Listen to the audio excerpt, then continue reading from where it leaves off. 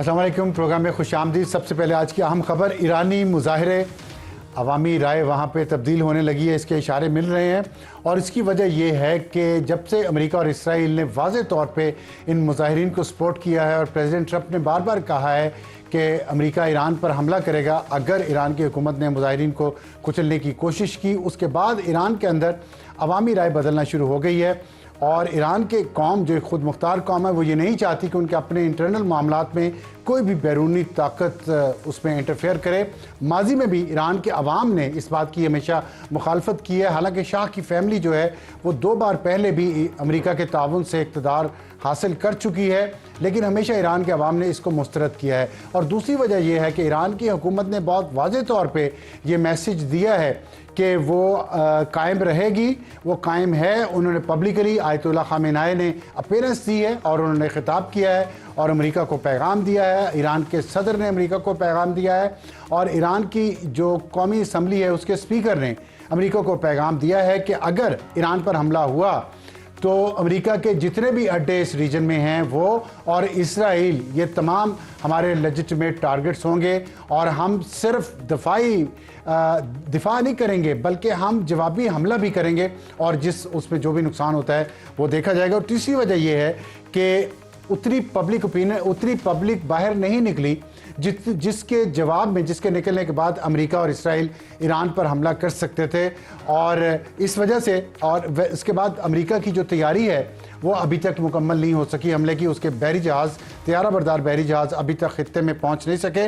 तो ये सारे वो मामलात हैं जिस दौरान ईरान को टाइम मिल गया है कि वो इन मुजाहिरीन को क्रश कर सके। 2600 मुजाहिरीन गिरफ्तार हो चुके हैं, जिसमें से 200 वो लीडर हैं जिनको इंतशारियों के लीडर कहा जाता है और उसमें मोसाद के कुछ एजेंट्स भी हैं जिनको ईरान ने गिरफ्तार किया है। तो ये वहाँ की सूरत हाल। और इसके जवाब में एक वहाँ पे ईरान की हुकूमत के हक़ में भी मुजाहरे होना शुरू हो गए हैं, जिससे ये लगता है कि अगर अमेरिका या इसराइल ने ईरान पर हमला किया और हुकूमत गिराने की कोशिश की तो हो सकता है ईरान में सिविल वॉर शुरू हो जाए, जिसको मेरा ख्याल है कोई भी फरीक नहीं चाहता। कम अज़ कम इस खित्ते के ममालिक और ईरान के लोग नहीं चाहते, इसराइल शायद ये चाहता हो। तो ये है आज की आम खबर। आज के प्रोग्राम का तारुफ हमारी टॉप स्टोरी होगी, PTI का अंदाज़े सियासत कामयाब है या नाकाम। अभी जो ताज़ा तरीन खबरें कराची से आ रही हैं वहाँ पर पथराव शुरू हो गया है कारकुनान और पुलिस के दरमियान, और जो मीडिया की गाड़ियाँ हैं उन पर भी पथराव हुआ है, दूसरे और गाड़ियों पर भी पथराव किया है कारकुनान ने, क्योंकि वहाँ पे झगड़ा ये है कि बागे जनाब में PTI का जलसा होना है और वहाँ पे हुकूमत उनमें रुकावटें खड़ी कर रही है। ये क्यों हो रहा है? ये अंदाज़े सियासत उनका ये कामयाब होगा या नाकाम होगा, इस पर हम बात करेंगे। सैयद कौसर काज़मी साहब, तर्जमान पंजाब हुकूमत, जहाँ पे वज़ीर आला खैबर पख्तूनख्वा सुहेल आफरीदी कुछ दिन पहले दौरा करने गए थे। और हमारे साथ होंगे शौकत यूसुफजई साहब, डिप्टी सेक्रेटरी इत्तलात पाकिस्तान तहरीक इंसाफ, आप पेशावर में मौजूद हैं। और हमारा आज का हॉट इशू होगा ट्रंप का जियो पोलिटिकल एजेंडा कितना काबिल अमल है।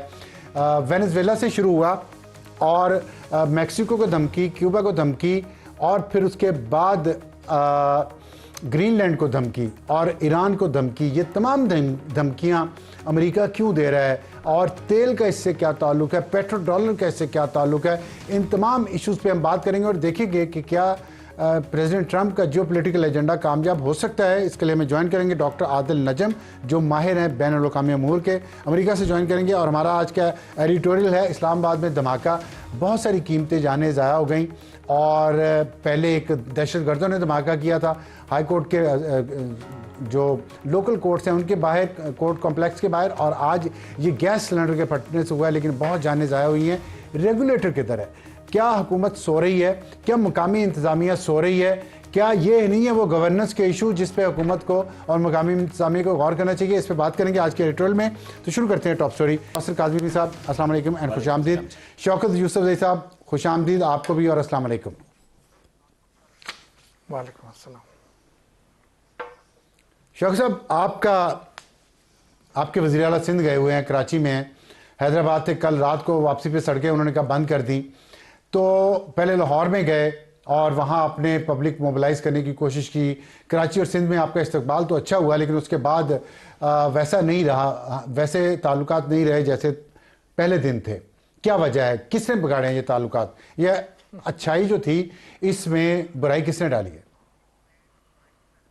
बिस्मिल्लाहिर्रहमानिर्रहीम, बहुत शुक्रिया। देखिए, पॉपुलैरिटी सबसे अहम चीज़ है जो इनको हज़म नहीं हो रही है, चाहे वो पंजाब है, चाहे सिंध है। मेन इशू यही है कि उनका ये ख्याल था कि आ जाएंगे और बस एक आधा जुलूस होगा, छोटा सा इनका इस्तकबाल हो जाएगा और अल्लाह अल्लाह खैर सलाह 2-3 दिन गुजार के वापस चले जाएंगे।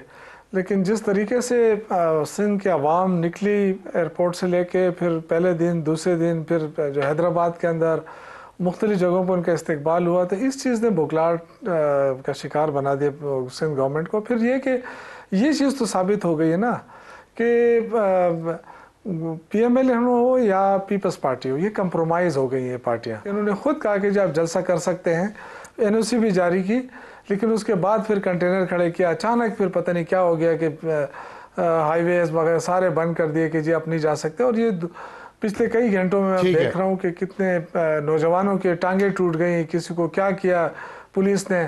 तो देखें, ये तो एक तरफ हम जमहूरियत के लिए दूसरे मुल्कों की तरफ देखते हैं, लेकिन अब अपने मुल्क के अंदर जो जमहूरियत ख़तरे में है और जो जिस तरीके से जमहूरियत को लपेटा जा रहा है, ये देखें ना, पीपल्स पार्टी जैसी पार्टी जिसकी हुकूमत सिंध के अंदर, अगर वो जलसे की ठीक है आपकी बात, लेकिन तो मुझे करें। आपने कहा कि मकबूलियत बहुत है PTI की, ये बात तो ठीक है, लेकिन मकबूलियत के साथ कुछ जिम्मेदारी इस मकबूल जमात की है कि वो गवर्नेंस बेहतर करे और लोगों के हालात भी बेहतर करे। आपके सूबे में दहशत ज़्यादा है, गुर्बत इतनी ज़्यादा है, स्कूल से बाहर बच्चे इतने ज़्यादा हैं, हॉस्पिटल का हाल आप देख लें, सड़कों का हाल देख लें, और आपके वज़ीर आला दौरे करते फिर हैं पूरे मुल्क में।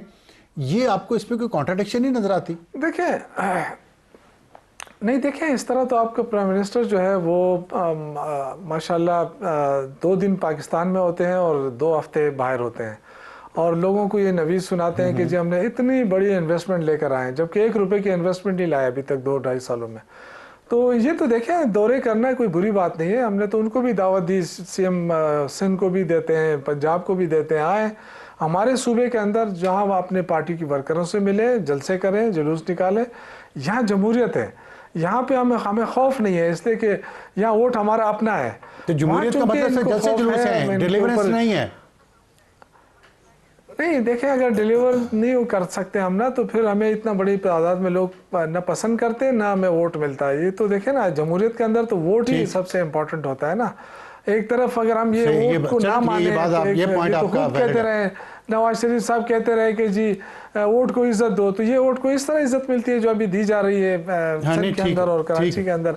लेकिन ये बात बड़े वैलिड क्वेश्चन उठाए, मैं कौसर काज़मी साहब से दोनों पार्टियों के पास इख्तियार नहीं। ठीक है जी, कौसर साहब कह रहे दोनों पार्टीज़ के पास इख्तियार नहीं, कॉम्प्रोमाइज़ जमाते हैं आप। और पहले आपने जिस तरह किया सलूक उनके साथ, उस पर एतराज़ हुआ। अब पीपल्स पार्टी ने अच्छा इस्तकबाल किया था, बल्ले बल्ले हुई उसकी, अब वहाँ भी यही कुछ हो रहा है। तो क्या आप दोनों जमातें कॉम्प्रोमाइज़ हैं? बिस्मिल्लाहिर्रहमानिर्रहीम, अल्लाहुम्मा सल्ली अला मुहम्मद व आले मुहम्मद। अबसार साहब, मकबूलियत की जहाँ तक बात है, ये यूसुफ सईद साहब तो शायद थोड़ा रुक गए, अदरवाइज ये कहते हैं 90% पाकिस्तानी हमारे साथ हैं। अगर 90% पॉपुलैरिटी का दावा आप करते हैं, तो जब अडयाला जेल के बाहर इवन खत्म यासीन का मजहबी टच दिया जाता है तो 100 बंदे आप इकट्ठे नहीं कर सकते। अगर 90% मकबूलियत आपके साथ होती तो अब तक इमरान खान साहब शायद बाहर होते और होना चाहिए था, अगर इतनी बड़ी तादाद में लोग आपके साथ होते। आपने एक के बाद एक मिस कॉल दिए तजाज की, 18 मिस कॉल्स थी, बंदे आपकी कॉल्स पे नहीं निकले। आपने तरसीलात ज़र को रोकने की कोशिश की, आपने IMF को खतूत लिखे, आपने ओवरसीज पाकिस्तानियों को इस्तेमाल किया, आपने मुल्क के खिलाफ जो हो सकता था। यानी उस वक्त आप जिस हालात में मुल्क को छोड़ के गए, ये बार बार शहबाज साहब का हवाला देते हैं।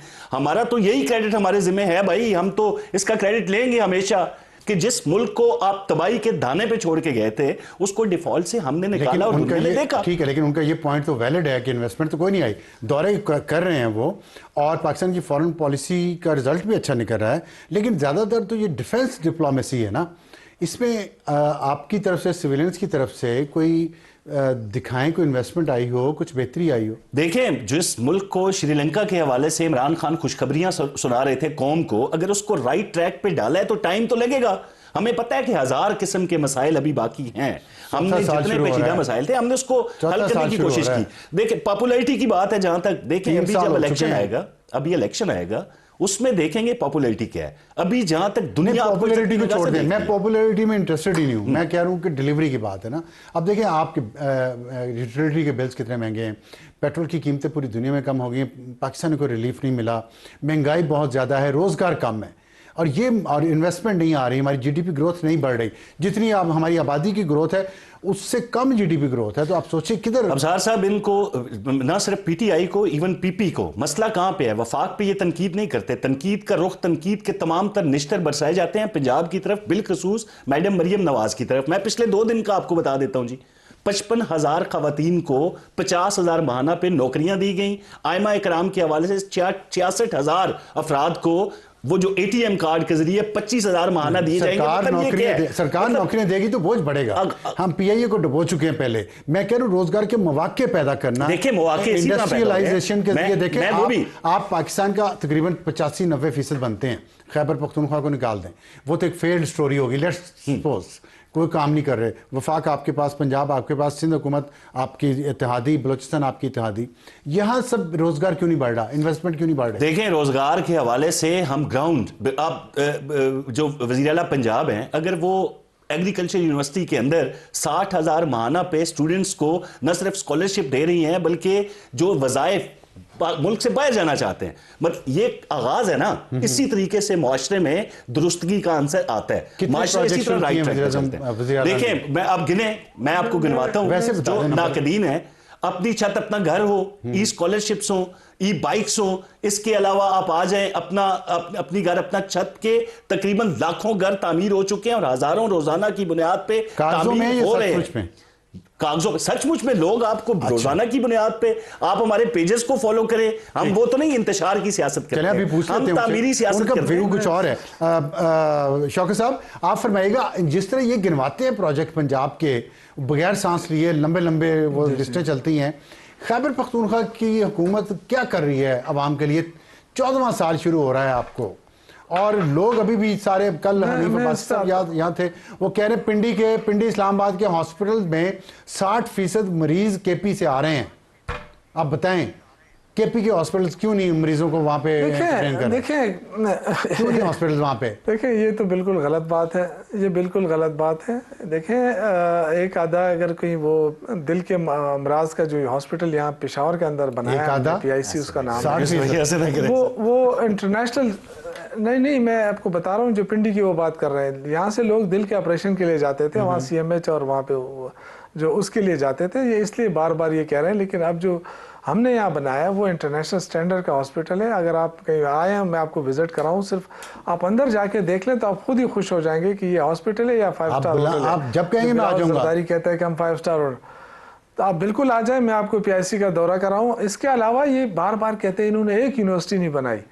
तो अफसर आलम साहब, मैं आपको ये अनओद कहता हूँ कि हमने 17 यूनिवर्सिटियाँ बनाई है, 15 उसमें मुकम्मल हो चुकी हैं, दो अभी प्रोसेस के अंदर है।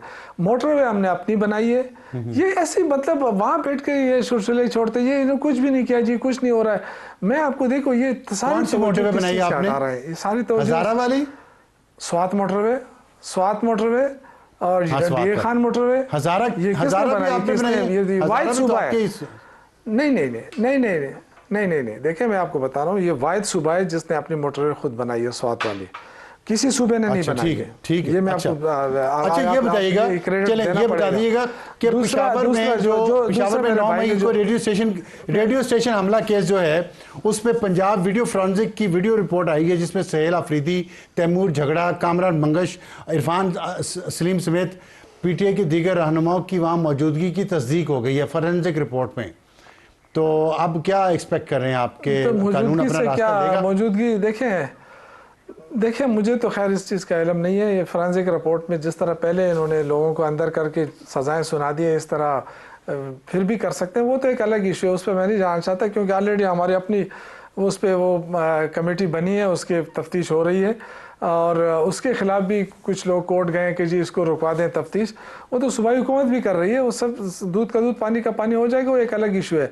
ये जो कह रहे हैं ना, जो हमारे ये तवज्जो जो हटाने के लिए कि जी KP कुछ नहीं कर रहा है, ये इसलिए कह रहे हैं कि इनकी जो है ना एक्सपोर्ट देखें 2.9 बिलियन डॉलर से 2.4 बिलियन डॉलर पे आ गई है एक साल के अंदर। ठीक है शौकत साहब, मैं जो है ना 144 इनके टेक्सटाइल कारखाने बंद हो गए इनके पंजाब के सूबे में, जिसको ये कह रहे हैं कि बड़ा जबरदस्त सूबा चल रहा है। 144 कारखाने, और जो महंगा जो बेरोजगारी हमारे दौर में 6% थी 22% पे पहुंच गई है अल्हम्दुलिल्लाह इनके दौर में, और 12 करोड़ से ज्यादा लोग खते गुर्बत की जिंदगी गुजारने पे मजबूर है। ये कारनामे हैं इनके। मैं उनसे पूछता हूँ शौकत साहब, एक मिनट मेरे साथ रहिएगा। हमें सैयद जुल्फ़िकार अली शाह साहब ने ज्वाइन किया, सूबाई वज़ीर सियाहत और सकाफत सूबा सिंध से।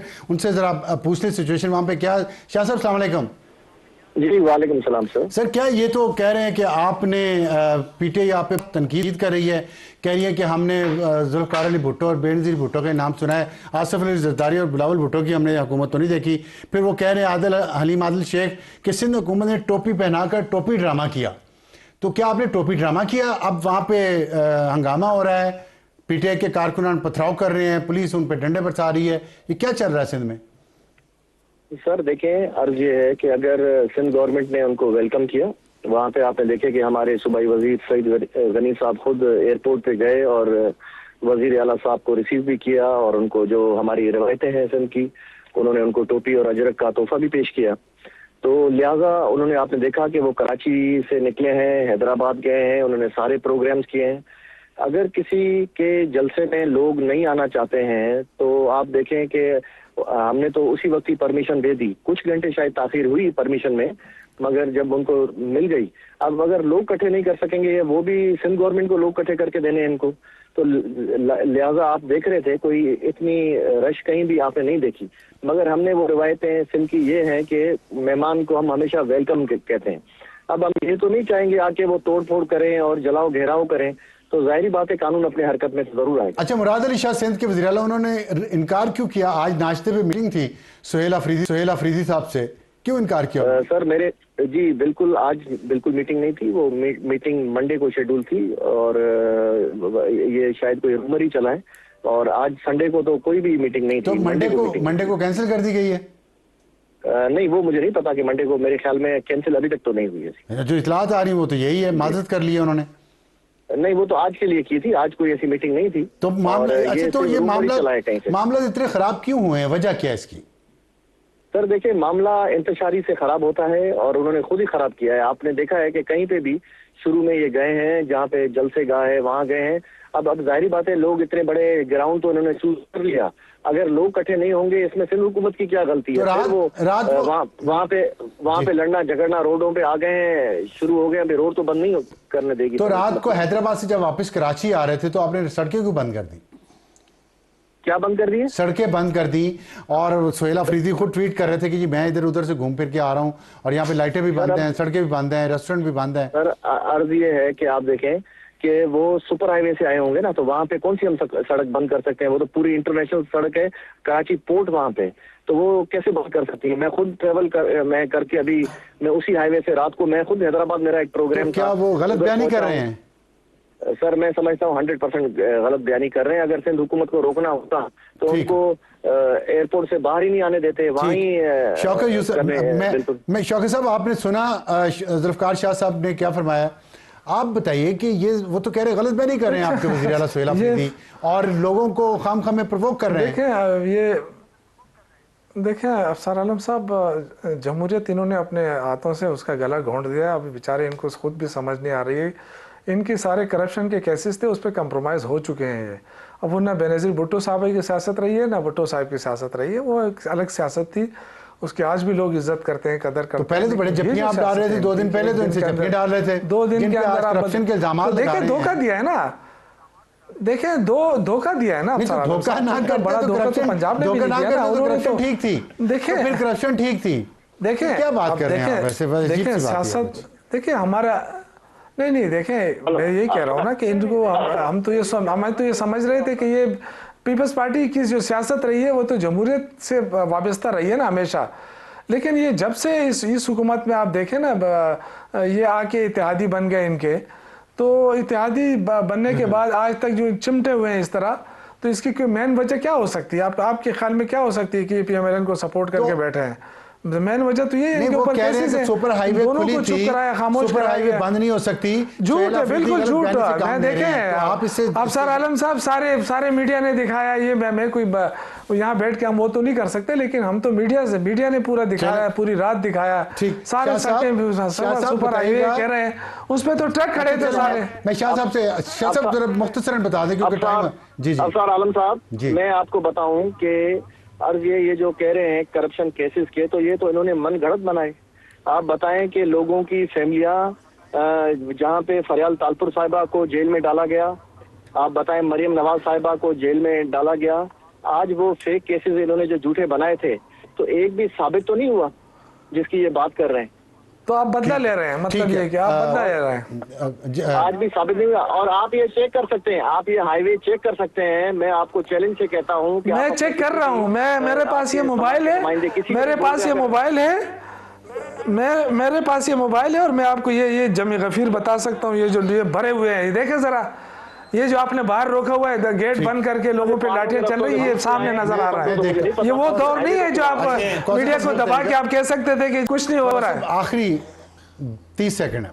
अब साहब मसला ये है कि अभी ये करप्शन की बात करते हैं, इन्हीं के दौर के अंदर मियाँ शहबाज शरीफ के हवाले से मैं हवाला दूंगा बरतानवी अदल इंसाफ का। पाकिस्तान पे तो ये सवालात उठा देते हैं ना, वहां पे 22 माह की तहकीकात के बाद मुख्तलिफ ममालिक के अंदर 6 से ज्यादा ममालिक के अंदर तहकीकात होती है, फिर बरतानवी अदल इंसाफ कहता है कि शरीफ खानदान पर 1% की करप्शन ये लोग साबित नहीं कर सके। इनके अपने लोग, जब इनकी परफॉर्मेंस, जब करकर्दगी की बात होती है, ये कहते हैं जी इश्क इमरान में मारे जाएंगे हम, हमसे लोग सवाल ही नहीं करते केपी के कि आप हमें सेहत की सहूलतें दें, तालीम दें, हमें सेहत, ये कैसे हो सकता है? गंदम स्कैंडल का क्या बना, चीनी स्कैंडल का क्या बना, 5,300 अरब रुपए कहां चले गए? अब दूर की बात ना जाए, पाकिस्तान, ये पंजाब की दरसगाहों में आलम साहब दूर तक ना जाए, मिलेंगे। पिछले साल से छोड़ें, पिछले करप्शन की बात ना करें, मैं अभी की बात कर रहा हूं। मुस्तफा नवाज खोखर साहब को लाइन ले लें, मैं अभी की बात कर रहा हूं, जो अभी करप्शन, मुस्तफा नवाज खोखर साहब को लाइन पे लें। अभी जो आपने जलसा चीनी किया था, स्कैंडल जो अरबों रुपए खा गए चीनी के नाम के ऊपर, कि मरियम नवाज आईएमएफ की रिपोर्ट के मुताबिक 5,300 अरब ये खा गए हैं। पिछले तो छोड़े हैं, उसकी बात ना करें, ये अभी की करप्शन की बात जेल के अंदर है। शौकत साहब ऐसे ना करें, ऐसे ना करें सर, अभी की करप्शन का जवाब देना। अब देखें 144 का इन्होंने कहा, अगर 144 में से 10 शौकत भाई गिनवा दें कि ये मिलें बंद हुई हैं, ये डिस्करेज करते हैं उन लोगों को जो पाकिस्तान में। अच्छा एक मिनट इस तरह की गलत बयानी करते हैं। आलम साहब इधर ही रुक जाए, पेट्रोल स्टेशन बंद हो गया, कभी बंद हो गया, यार ना करें ऐसे, लोगों को डिस्करेज ना करें, सियासत ये कह रहे पाकिस्तान को अपनी सियासत। अच्छा बात सुने, मेरे साथ इस पे चैलेंज कर दे, मेरे साथ चैलेंज लगा ले, ये अफसर आलम साहब की ये हो गया, डन हो गया, डन हो गया, चैलेंज हो गया। आप कहते हैं 10 भी बन नहीं हुए। मैं आपको चैलेंज करता हूं, और भी अफसर आलम साहब आप टाइम रखें, मैं आपको गिनवाऊंगा, और ये कहते हैं 10 नहीं, मैं आपको इससे ज्यादा। शौकत भाई तैयारी करके आए, कहने ना इल्जाम लगाते हैं तो सारी चीजें आपके सामने होनी चाहिए। इसी पे आपको करता हूं। साहब शौकत यूसुफजई साहब और सैयद जुल्फकार अली शाह साहब, और पंजाब और सिंध की हुकूमतें कह रही हैं कि खैबर पख्तूनख्वा की हुकूमत गलत बयानी कर रही है, और खैबर पख्तूनख्वा की हुकूमत कह रही है कि पंजाब और सिंध की हुकूमतें गलत बयानी कर रही हैं। कौन करे गलत बयानी? आप लोग खुद ग्राउंड पे हैं, खुद फैसला कर लीजिएगा। हमारे पास वक्त है एक ब्रेक का, ब्रेक के बाद वापस आएंगे तो हमारा आज का हॉट इशू, ट्रंप जो पॉलिटिकल एजेंडा कितना काबिल अमल। प्रोग्राम में दोबारा खुश आमदीद। हमारा आज का हॉट इशू, ट्रंप जो पॉलिटिकल एजेंडा कितना काबिल अमल है। प्रेसिडेंट ट्रंप ने, जबकि ईरान में मुजाहरे जारी हैं और वहाँ की हुकूमत कोशिश करी है कि अपनी रेट इस्टेब्लिश करे, इस दौरान प्रेसिडेंट ट्रंप ने बार बार धमकी दी है कि ईरान पर हमला किया जाएगा, जहाँ दुनिया के दूसरे बड़े तेल के ज़खायर हैं। वेनेजुएला पे अमेरिका अमली तौर पे कब्ज़ा कर चुका है। माड्यूरो जो प्रेसिडेंट थे वेनेजुएला के, और उनकी बेगम को वहाँ से उठा के ले गए हैं। न्यूयॉर्क में उन पर केस चल रहा है। वेनेजुएला के पास दुनिया के तेल के सबसे बड़े ज़खायर थे। धमकियाँ मिल चुकी हैं कोलंबिया को, क्यूबा को, मैक्सिको को और ईरान को भी, और इसके साथ साथ ग्रीनलैंड को। यूरोप के 7 ममालिक ने प्रेसिडेंट ट्रंप की इस किस्म की एडवेंचरिज्म की मुखालफत की है। हमें ज्वाइन किया है डॉक्टर आदिल नजम साहब ने, जो माहिर हैं बैनुल अक़वामी अमूर के। उनसे बात करेंगे क्या ये जो ट्रंप का जियो पॉलिटिकल एजेंडा है, इसके पीछे मकासद क्या हैं। डॉक्टर साहब अस्सलाम वालेकुम एंड वेलकम। जी जी, अस्सलाम वालेकुम मुख्तार साहब, thank you for having me जी। देखें, इसके जो मकासद हैं वो ट्रंप साहब की मर्जी है, और एक रेट ऑफ पावर अच्छा। जो है ना उसको इस्टेब्लिश करना है। कहने का मकसद ये है कि इन अ वे जब हम सोचते हैं ना एजेंडा, तो हम ये सोचते हैं कि शायद कोई बड़ा प्लान है जिसमें सारी मूव्स जो हैं पहले से प्लान हुई हुई हैं। मेरे ख्याल में ऐसा नहीं है, एजेंडा से ज़्यादा ये एक डॉक्ट्रिन है। और डॉक्ट्रिन ट्रंप साहब की ये है कि जिसकी लाठी उसकी भैंस, भैंस क्या पूरा गांव उसका। और कुवत जो है वो, और वो खुद कहते हैं, बिल्कुल खुल के कहते हैं कि इंटरनेशनल लॉ का कोई ताल्लुक नहीं है, मैं इंटरनेशनल लॉ को ज़्यादा अहमियत बिल्कुल नहीं देता। इंटरनेशनल लॉ वो है जो मैं कहूँगा, क्योंकि मैं जो हूँ सबसे ज़्यादा ताकतवर हूँ। तो मैं इसको फेसिशियसली नहीं कह रहा, ये ट्रंप साहब के खुद अल्फाज हैं, उनके साथियों के अल्फाज हैं। तो वो एक डॉक्ट्रिन है रादर देन एजेंडा है। मैं इसलिए कह रहा हूँ कि एजेंडे से ये लगता है कि शायद कोई चीज़ प्लान्ड है। अब वो डॉक्ट्रिन जब अनलीश हुई है एक ऐसी दुनिया में जो पहले ही तगैर और तब्दीली की प्रोसेस से गुजर रही थी, तो वो बहुत सारी चीज़ों को खुद ट्रिगर कर देती। कुछ ट्रिगर करते हैं डोनाल्ड ट्रंप, कुछ चीज़ें खुद ट्रिगर हो जाती हैं। मतलब मेरा मसलन ये है कि वेनेजुएला पे जो था हमला और किडनैपिंग उनके प्रेसिडेंट की, वो तो ट्रंप की मर्जी थी। लेकिन वेनेजुएला में जो अब हो रहा है, जो एक अंदरूनी एक पावर स्ट्रगल है, या बाकी लैटिन अमेरिका में जो अब हो रहा है, आज की खबर मेरे ख्याल में ये थी कि कोलंबिया के प्रेसिडेंट ने कहा है कि जी हम एक वापस ग्रैंड अलायंस बनाएंगे, ग्रैंड कोलंबिया। ग्रैंड कोलंबिया एक थोड़े अरसे के लिए एक मुल्क था जो आज के 4 मुल्कों को मिला के बनाया गया था, Venezuela, Ecuador, Colombia and so on so forth. कहने का मकसद ये है कि जब आप ये नई डॉक्ट्रिन, एक नया रूल, नए असूल फेंक देते हैं, तो ना सिर्फ आपकी हरकतें फ़र्क होती हैं, बाकी दुनिया की जो हरकतें हैं वो भी फ़र्क हो जाती हैं। जैसे आपने कहा, चाहे वो ईरान हो, चाहे वो मशरिक़ वस्ता हो, चाहे वो यूरोप हो। यार हम लोग आजकल सीरिया की तो बात ही नहीं कर रहे, जहाँ कल फॉर एग्जांपल अमेरिकन फोर्सेस ने जाके अटैक किया। इतना अब इतनी ज़्यादा गजा में, गजा की भी बात नहीं हो रही।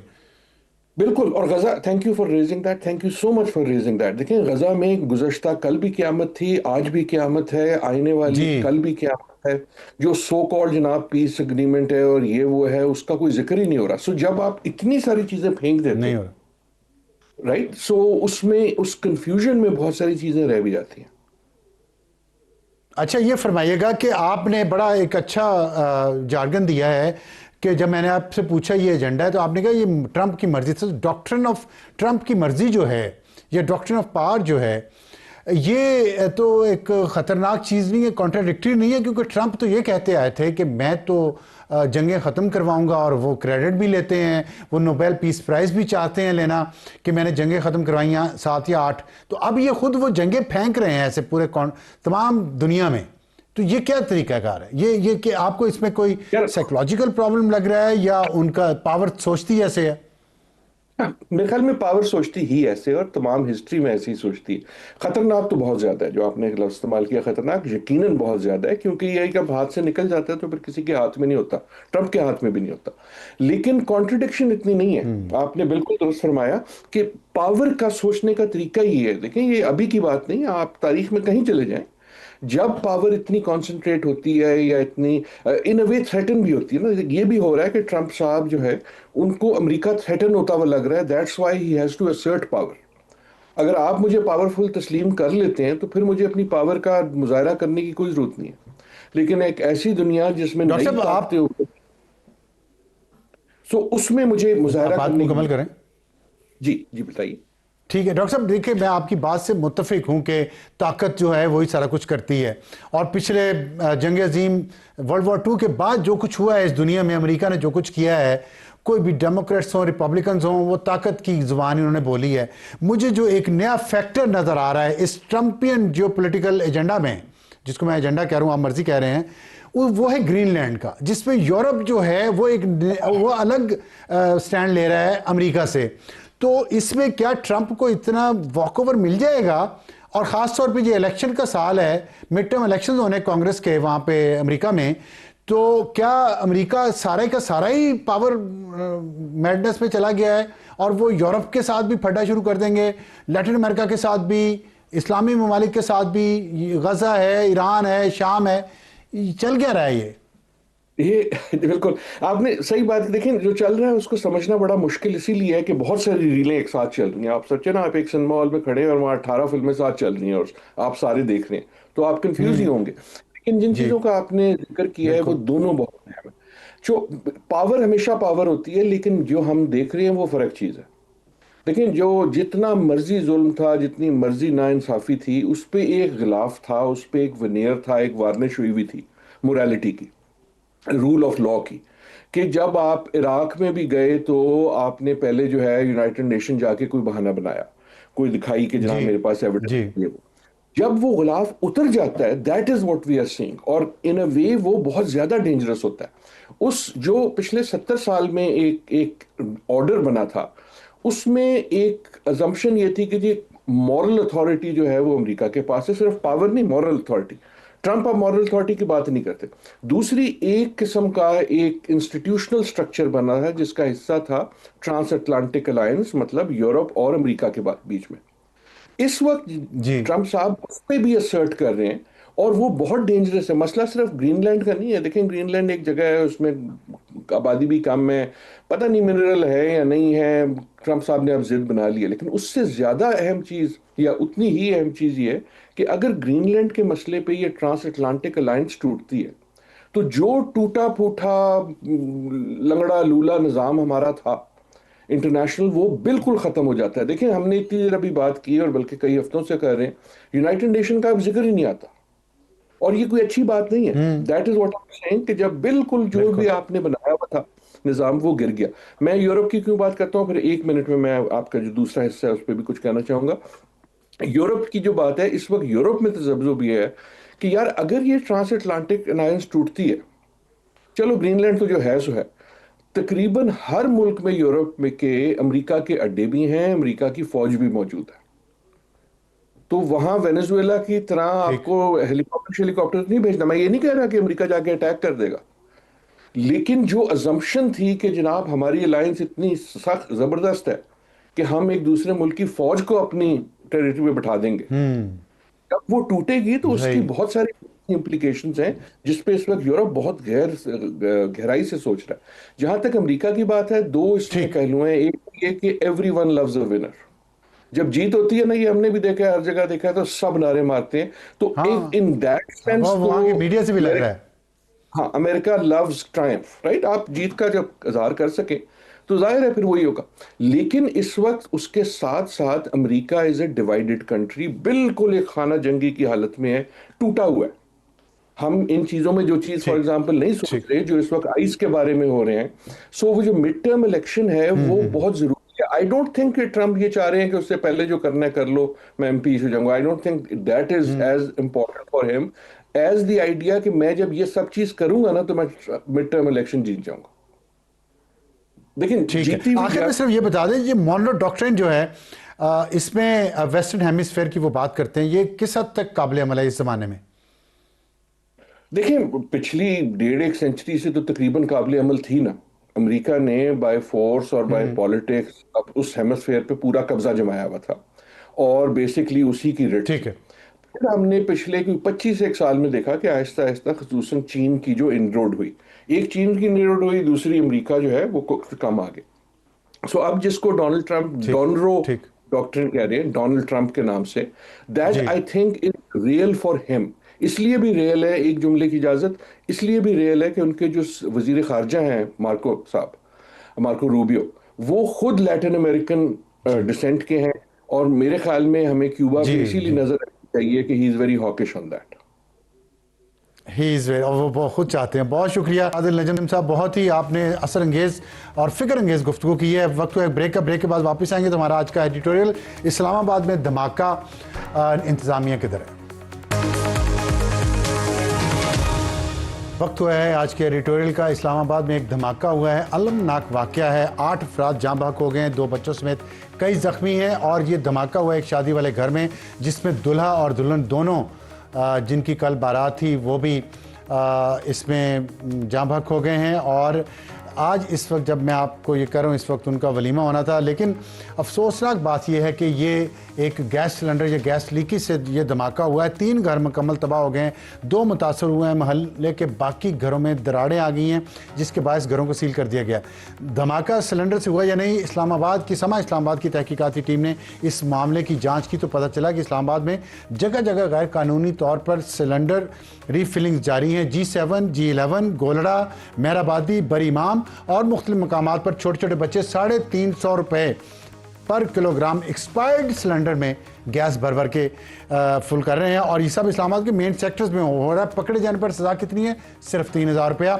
और आप सोचें कि 8 अफराद जाँ बहक हुए। इस्लामाबाद में जो दारुल हुकूमत है इस इतने बड़े मुल्क का, और कैपिटल सिटी किसी भी मुल्क का ड्राइंग रूम होता है, लेकिन पाकिस्तान का दारुल हुकूमत लगता है कि यतीम है, इसकी कोई ओनरशिप नहीं है, इसकी इंतज़ामिया को कोई फिक्र नहीं है कि यहाँ लोग गैस लीकेज के धमाकों में मरे। कोई रेगुलेटरी यहाँ अपना काम कर रहा है कि नहीं कर रहा, सीडी अपना काम कर रहा है कि नहीं कर रहा। यहाँ इनएफिशिएंट और बैड इंजीनियरिंग के प्रोजेक्ट्स बनाए जा रहे हैं, सड़कें बनाई जा रही हैं और ट्रैफिक अनफ्रेंडली डिज़ाइंस हैं। पैदल चलने वालों के लिए कोई फुटपाथ नहीं है, साइकिल और मोटरसाइकिल वालों के लिए अलग लेन्स नहीं है। गरीब की ज़िंदगी इस शहर में नामुमकिन और मुश्किल तरीन हो चुकी है। ये जहाँ पे धमाका हुआ है ये भी गरीबों के घर थे। तो इससे आप सोचें कि इस्लामाबाद पूरे पाकिस्तान को मैसेज क्या दे रहा है, और यहाँ की इंतज़ामिया इतनी नालायक, निकम्मी और बेहिस क्यों है, इसका जवाब सोचिएगा आज की रात को। अब गुड नाइट कहूँ कि ना कहूँ? खुदा हाफ़िज़।